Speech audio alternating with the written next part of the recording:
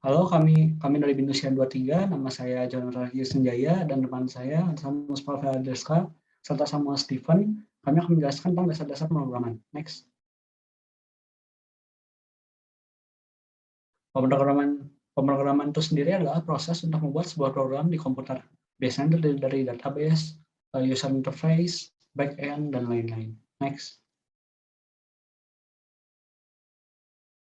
Algoritma. Algoritma merupakan sebuah urutan aksi untuk menyelesaikan masalah yang disusun secara sistematis dan logis. Algoritma ini terdiri dari 3 komponen utama, yaitu input yang berupa data inputnya, proses untuk memproses data tersebut, dan output yang merupakan hasil dari proses input data. Next. Pada pembahasan kali ini, kami akan membahas 5 subtopik, yaitu variabel, data type, operator, conditional, dan looping. Selanjutnya akan dilanjutkan oleh Samuel. Oke, jadi pengertian mudahnya, variabel itu merupakan tempat untuk menyimpan nilai. Nah, di sini bisa berupa angka, teks atau string, function atau objek, dan lain-lain. Kita ambil contoh code baris pertama. Jadi di sini kita mendeklarasikan variabel A terlebih dahulu, lalu kita menyimpan nilai angka 1 ke dalam variabel A dengan menggunakan operator assignment atau sama dengan.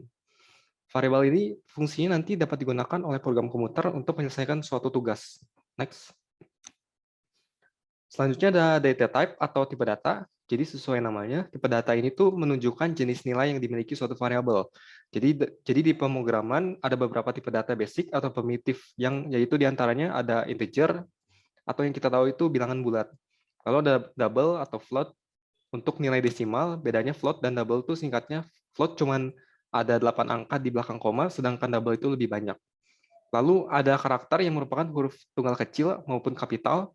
Lalu ada boolean yang merupakan tipe data logik yang bernilai true atau false, benar atau salah. Dan masih banyak tipe data lainnya yang lebih advance. Next. Oke, selanjutnya operator. Di pemrograman sendiri operator tuh banyak jenisnya. Kayak operator logika, assignment, aritmatika, dan lain-lain. Cuman di sini yang sering kita pakai yaitu operator aritmatika, yaitu seperti operasi matematika biasa. Ada tambah, kurang, kali, bagi. Selain itu di pemrograman juga ada integer division dengan simbolnya yaitu double slash yang artinya pembagian yang menghasilkan bilangan bulat. Sebagai contoh, 2 double slash 3 itu menghasilkan 0. Selanjutnya ada modulus dengan simbol persen yang menyatakan sisa bagi. Jadi misalkan 2 modulus 3 itu sisa baginya 2. Selain itu ada power atau yang kita tahu itu pangkat di matematika. Next.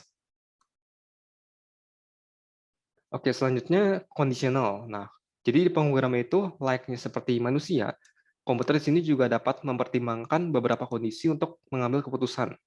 Contohnya seperti jika kita tidak makan, maka kita akan kelaparan. Nah, jadi dalam pemrograman itu kita dapat menggunakan beberapa kondisi untuk mengeksekusi suatu statement atau kode. Selanjutnya akan dijelaskan oleh Pavel.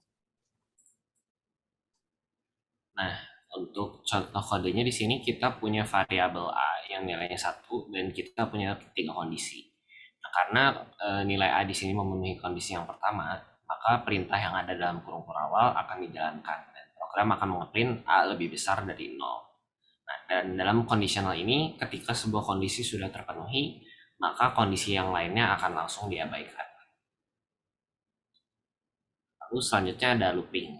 Looping ini merupakan sebuah urutan perintah yang dilakukan secara terus-menerus sampai suatu kondisi tercapai. Dan dalam pemrograman sendiri itu terdapat 2 jenis looping, yaitu for dan while. Nah, pada contoh kode kali ini kita punya 2 jenis looping yang berbeda, tapi hasilnya sama. Kedua looping ini akan mengeprint nilai i mulai dari 0 sampai dengan nilai i-nya lebih kecil dari 10, yaitu 9. Dan setelah selesai di print, nilai i-nya akan ditambah dengan 1. Nah, yang berbeda di sini adalah untuk for loop, yaitu kita akan gunakan ketika sudah tahu jumlah perulangan yang akan dilakukan. Sedangkan untuk while loop itu digunakan ketika kita tidak tahu jumlah perulangan yang akan dilakukan oleh program. Mungkin sekian penjelasan dari kami mengenai dasar-dasar pemrograman. Mohon maaf jika ada salah kata. Terima kasih.